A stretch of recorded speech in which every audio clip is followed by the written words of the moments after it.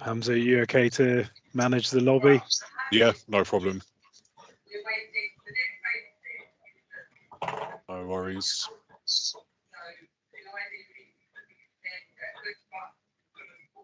Cool. Should we make a start, Colin? Yeah, absolutely. Thank you everyone for joining. So today is a bit of an experiment, a new session. We will do a live process mapping exercise. So I'm playing the role of the facilitator today, and I've got my two stakeholders, Craig and Chris. Craig represents the customer success management departments or the unit in the organization, and Chris represents the sales. The process we are attempting to map today is onboarding new customers, so a really cross-functional process. That's why I've asked my two stakeholders to come in and agree on a way forward. As you can see from my process map, this is not completely blank yet. I already have a scope, so I already have a first white box, which is the contract signed, and last endpoints of my process, which is the onboarding objectives have been met. So these were defined previously in another meeting. And here today with the team, we will capture what's in between these two steps. So Craig and Chris, do you want to introduce yourself quickly? Yeah, thanks. So as Colin said, my interest here is as heading up the customer success part of within Skore. So this is a real process that we're looking at. So some of you will have been through this or various versions of this. And obviously what the customer success perspective is what happens after the sales has completed their side. Exactly. And Chris?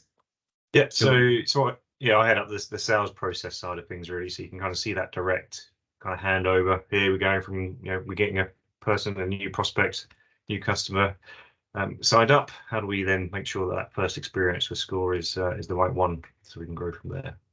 Wonderful. So okay, so let's get started. So we have defined the scope. Maybe the scope will change or change slightly during the workshop. We'll see. So I will start my workshop by placing a couple of empty boxes on the screen, just placeholders for us to capture our ideas.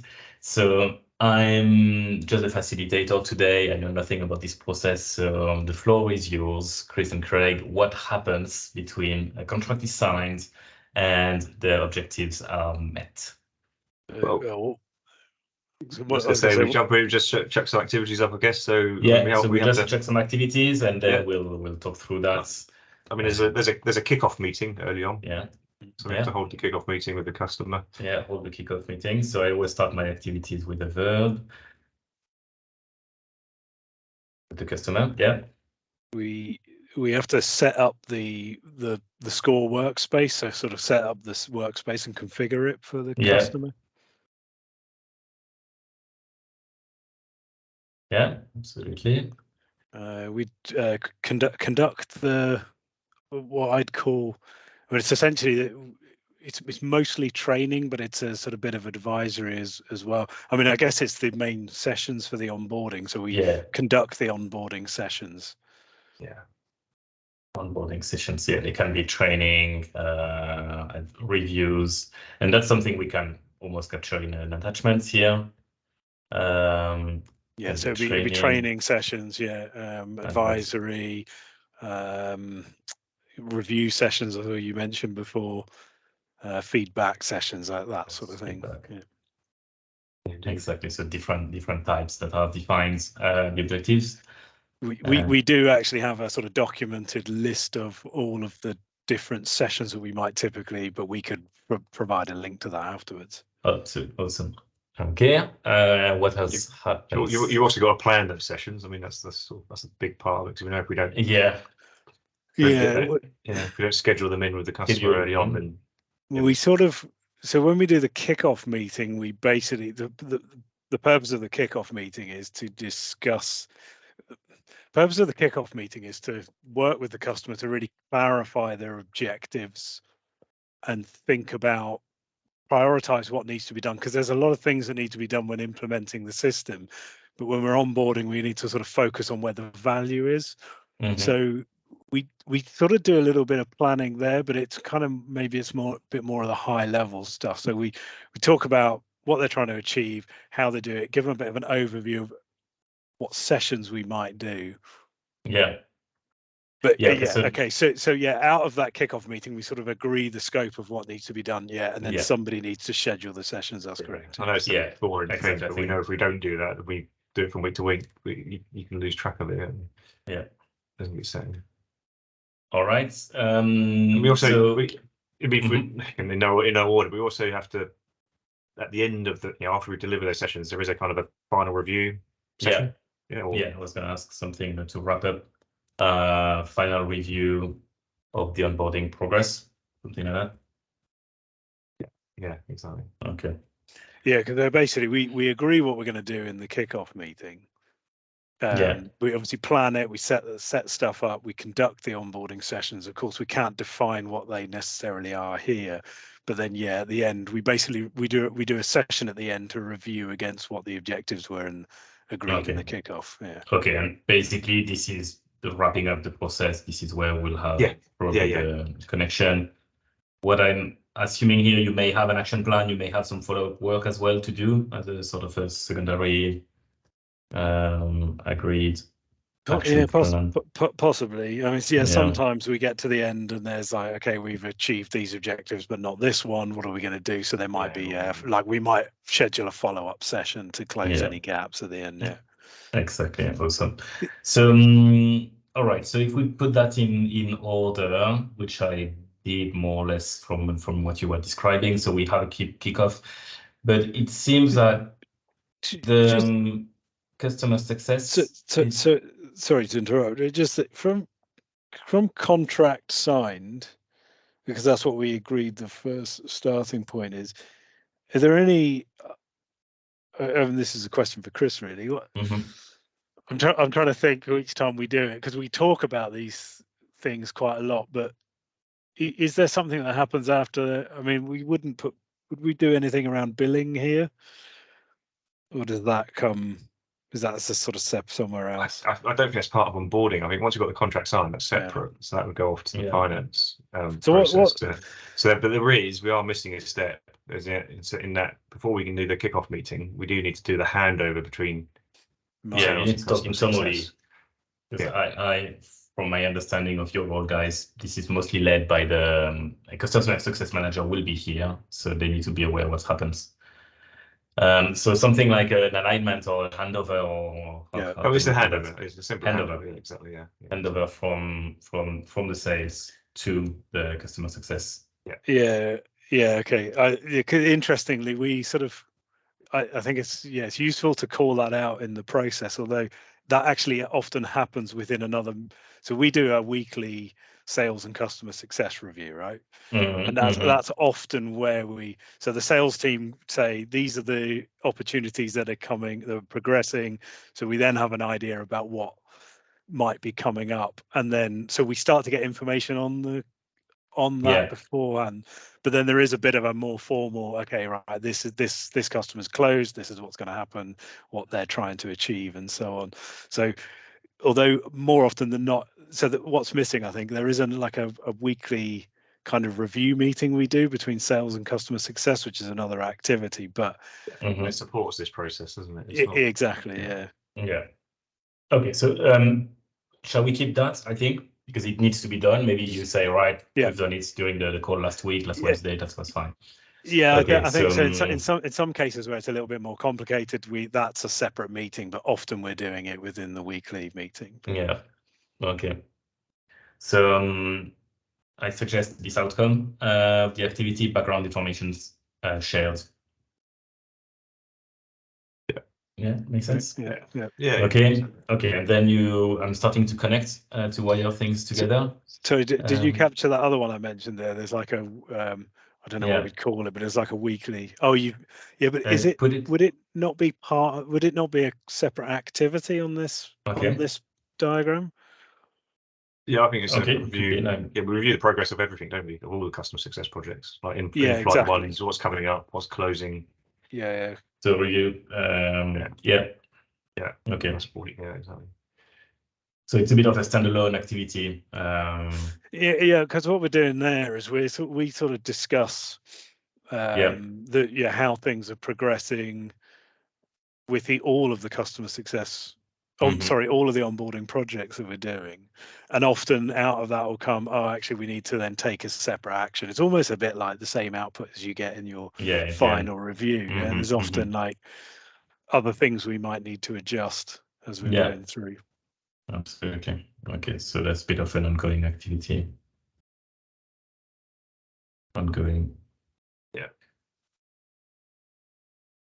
Yeah, we're talking about ongoing stuff which supports the whole thing as well. It's also providing support for customers. So outside the customer success, they'll come in through the web chat, through email, and then I can ask questions. Which I think it's an important part of the customer success. Yeah, because again, we discuss that as well on the weekly meeting, haven't we? Exactly. Yeah, because often if we see a lot of questions coming in on the support desk about a particular thing in the product, we go, actually, we need to update the training sessions, for example, to make sure we include this because we're getting lots of questions on it. Yeah, exactly. I would link that to our support process. Are customers following a special support path here, or it's just the normal path? So we will link to the support process that we have, but indeed it's essential to this process.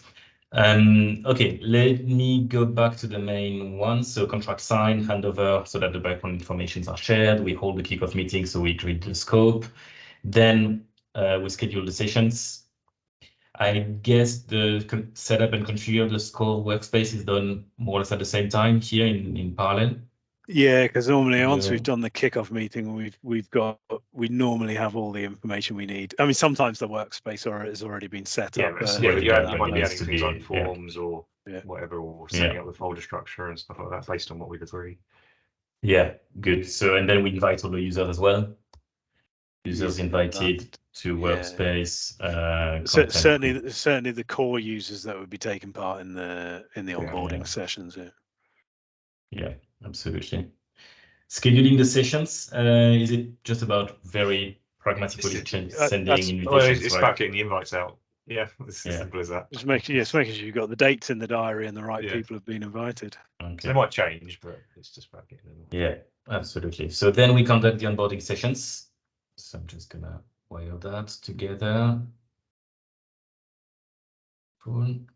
We conduct the sessions so that clicked on the paperclip. We conduct the sessions so that what's the objective of these sessions? How would you define in a very simple term? It's about giving the tools to Craig always says it's not about training. Yeah, it's not about just training people and that's it, done. What's the language you always use, Craig? I mean, this is about confidence. Confidence. It's about delivering the learning objectives, right? Yeah. So we agree a set of objectives in the kickoff meeting. It's about making sure that we've delivered on, or those have been delivered. And of course, we do that review session at the end to just align everybody again. Have we delivered everything? And if not, do we need to close any gaps? Yeah. Great stuff. So here to me, that's the first, we captured the process, namely the activities that are done. And now we'll do a second iteration on this process, looking at the roles that are involved. I think that will be interesting to see where the actual handover happens, who are the people involved in this process, and then we'll see where it gets us. So if I come back to the very beginning of the process, we have the contract that is signed, handover for sales to customer success. Who is leading that? It's definitely the account manager. The account manager is leading, so I tend to put it first. But the customer success manager has a big play. Yeah, I mean, it's that handover between the two. Customer success manager. Okay, so the little convention when we have several roles on one box would be that the main role would be first. So who's holding the kickoff meeting? Is it still the account manager, or is it the you might disagree, Craig, but I still think that's the account manager that owns that meeting. I think that's the kind of because that's when you're being introduced. the customer success manager being introduced, it's their session, and then I don't know. What do you think? Yeah. Well, the way I'd argue is actually it's the customer success manager's job to clarify the scope.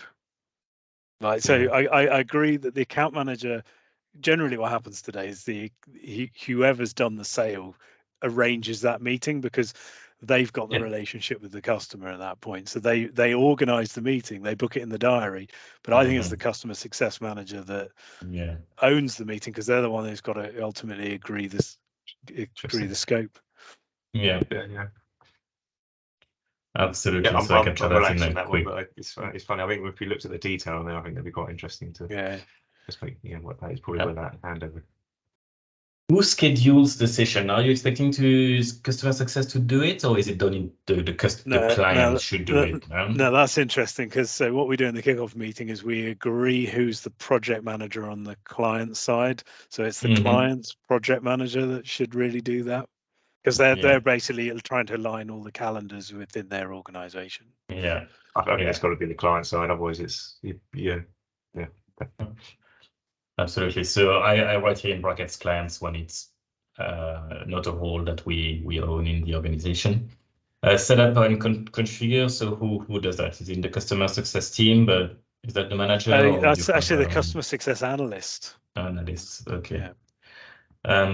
Yeah. So often it is the customer success manager who does it, but actually what we try to do when we do the kickoff meeting again, out of that we basically get a sort of set of requirements which we save into the customer folder. So technically anyone in the customer success team should be able to pick that up and do it at that point. We haven't talked about this customer folder yet, so I just put in little notes that we need to think about it. Okay, conduct the onboarding sessions. As customer success manager. He's the manager, isn't it? Yeah. And then the final review, would you invite again the... This is where the account manager comes back in, I think, and does that relationship part. So they're definitely a major part of that. I think you'd want you would also say it's great, customer success managers in there. Who else from the customer is important? Right? Maybe from the clients, you want some people, right? Yeah, and the client sponsor typically is who we prefer to have in there. Yeah.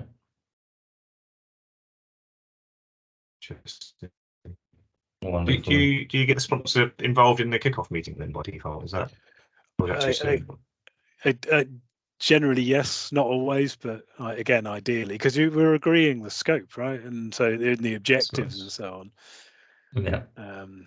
It doesn't happen. It does happen from time to time where we have issues during the delivery of this. So we need to involve the sponsor in that. So being very clear up front about what we're trying to achieve just makes that much easier to deal with when it comes up.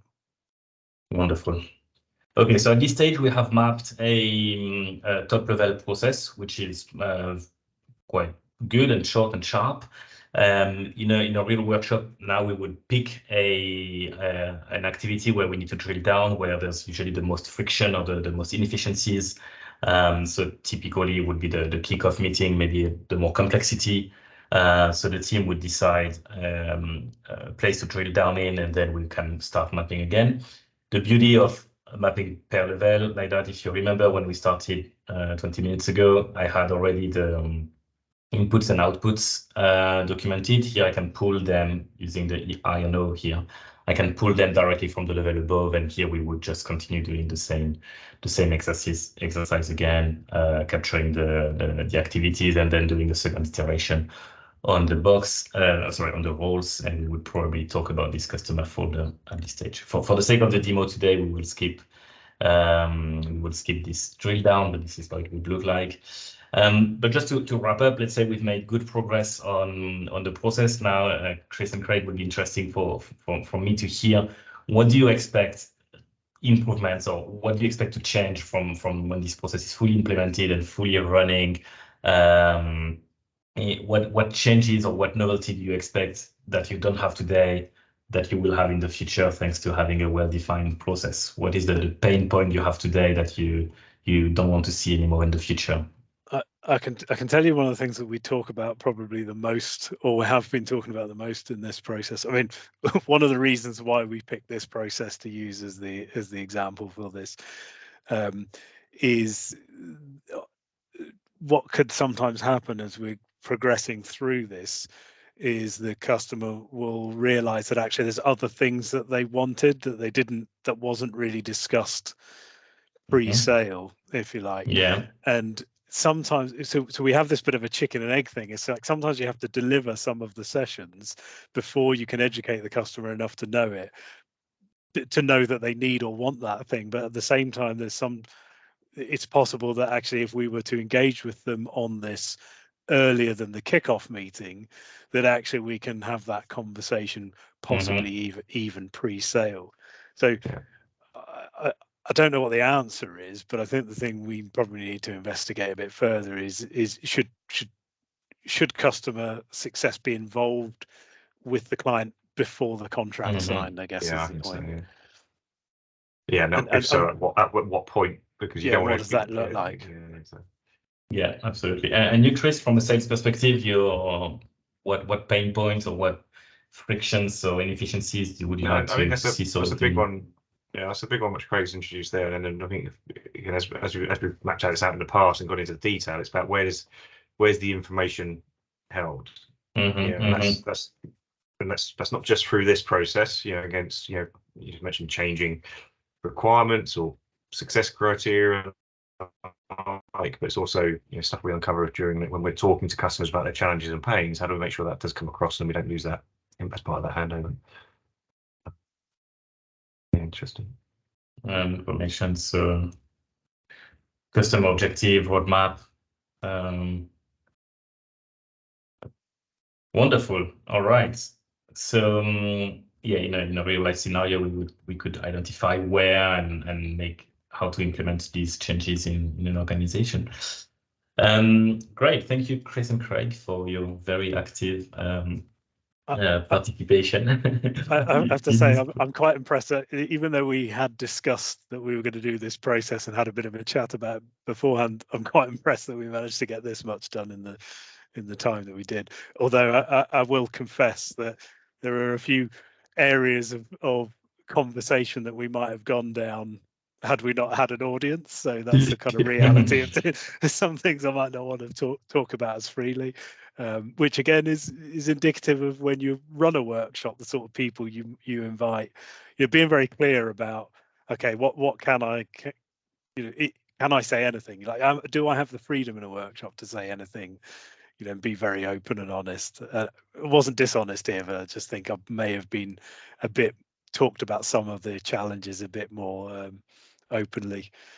Of course, and I think this is also the role of the facilitator to create a sort of a safe environment where things can be shared. Sometimes I've had in the real life, I've had some people coming to me after a workshop to tell me some things about the process that they didn't feel comfortable sharing in front of everyone, either because it's politically complex or there wasn't the right person in the room. It's always interesting, the more the audience you have. We talked a little bit about finance, but I'm sure we would have had someone from finance in the team, either in the workshop participants. We would probably have had a box or two around how the finance is handled. And the same if we had like someone from technical team, maybe we would have activities showing that as well. I think this is the beauty of processes as well in Skore, is that they're never fixed, they're never finished, they always iterate.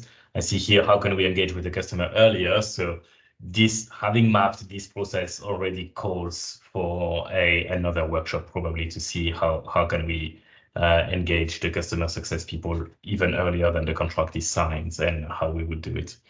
So I think that's the nature of process mapping. It always changes. It's a good way of fixing ideas at a given time, but these ideas expire and new ones come in.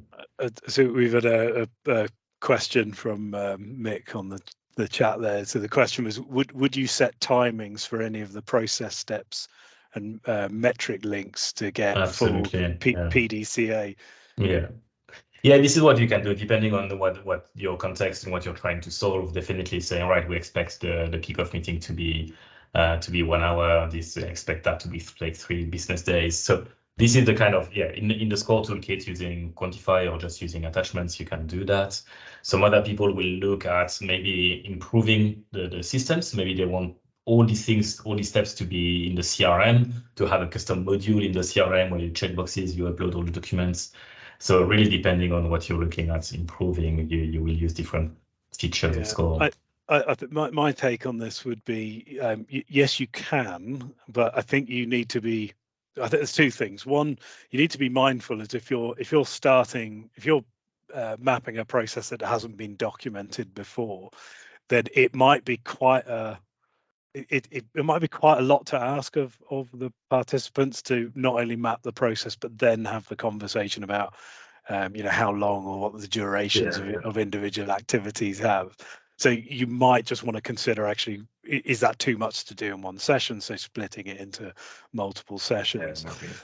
The other thing I'd say on that, and it's the same with the PDCA, the Plan, Do, Check, Act type question, is be very clear what you're asking them to do. So if you're just asking them to map the process, that's what we're here to do, is document the process. If you are asking them to add timings or to discuss PDCA, then make that very clear so that when people join that session, they know why they're talking about the process at this time. And that's the same for anything, right? If you're mapping a process, say, in order to understand requirements for a system upgrade or change, again, be very clear. The reason we're here to look at this process is to understand the requirements, and that, because otherwise what you can often end up doing is getting sucked down rabbit holes, because as soon as people start talking about processes, they'll always think of like improvement idea. Oh, well, I could do this better. And it's like, right, are we here to talk about that improvement idea, or are we here to gather the requirements or the compliance points or whatever? So that's how I'd think about it. Yeah, very clear about the expectations. Any other questions from anyone?